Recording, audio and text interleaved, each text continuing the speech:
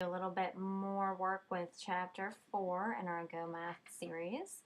We are learning different strategies to help us solve two-digit times one-digit multiplication problems. So here we have 3, that's our one digit, times 11, that's our two digits. And we need to show a picture or a model and find the product. They've already done the model here for us, but I just want to walk you through it. We learned in our past, in chapter 3, our past chapter, about the distributive property. And we learned that we can break up this 11 to make it easier on us because we maybe don't know our 11 times tables.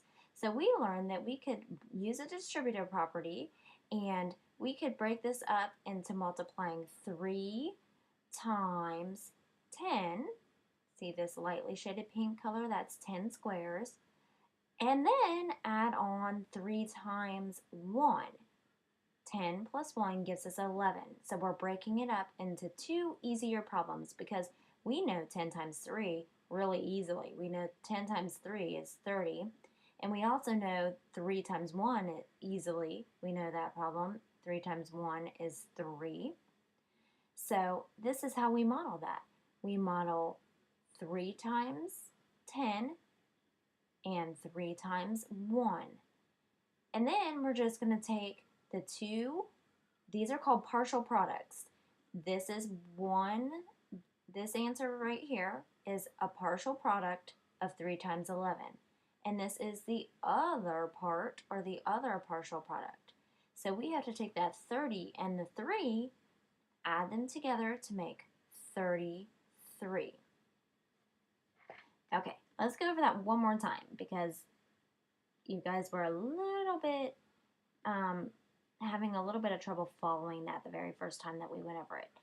So in class, so I want to do this number 2 together again. 5 times 14. I don't know my 14 times tables, so by heart. So I want to break up that 14 into two numbers that will be easier to multiply by.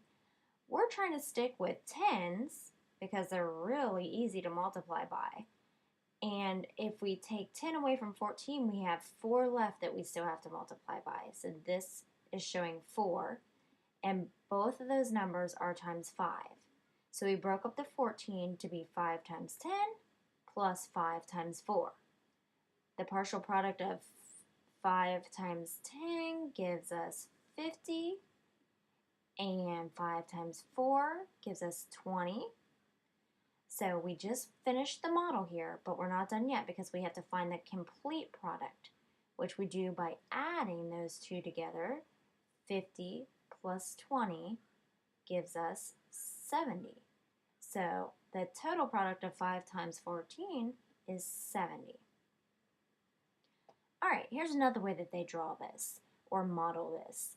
They take 6 rows, 1, 2, 3, 4, 5, 6, and they made those into 10 blocks because here we have a 10.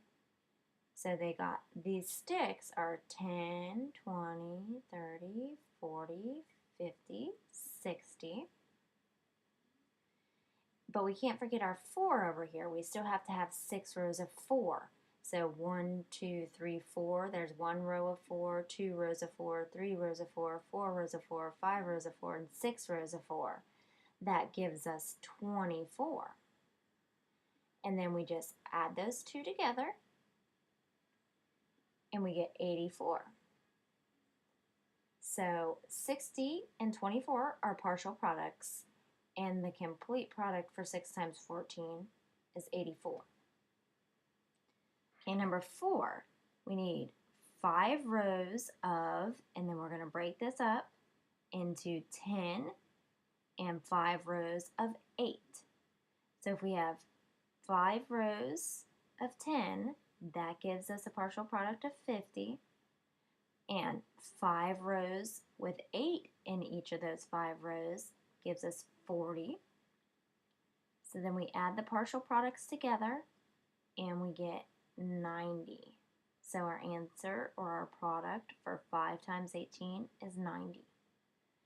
And again, 4 times 16. So we have 4 rows, and then we want to break this 16 up into something easier to multiply by.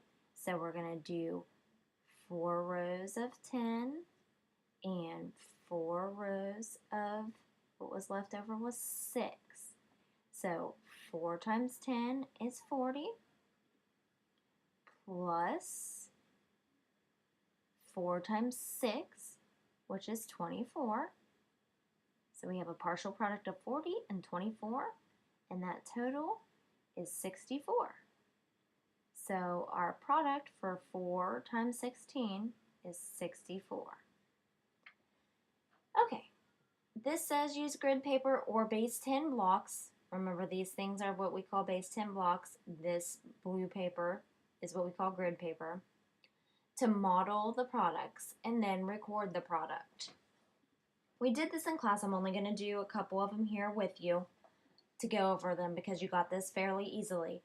But instead of using the base 10 blocks or the grid paper, I'm just going to do it the way that we did it in class, which was we broke it up and we did use the distributive property, and we wrote this out as 7 times 10 plus 7 times 2, because we wanted to break that 12 up into 2 easier things to multiply by. 10 and 2 are the easiest. So when I answer 7 times 10, I get 70, and then I still have to do my addition, and 7 times 2 equals 14. So now I have the partial products of 70 and 14, and I have to add those together to get 84. So my product is 84. I'll do another one over here a little bit out of the way. I'm going to use the distributive property again. I'm going to do 4 times, we have a 1 in the tens place, so it's going to be 4 times 10 plus 4 times whatever's in the ones place left over, which was a 2. And then I'm going to answer those. 4 times 10 is 40. That's my first partial product. I'm going to add it to 4 times 2 is 8, my second partial product, for a complete product of 48. So 4 times 12 is 48. All right, if you have any questions still on how to do this, go ahead and leave a comment. Otherwise, thanks for watching.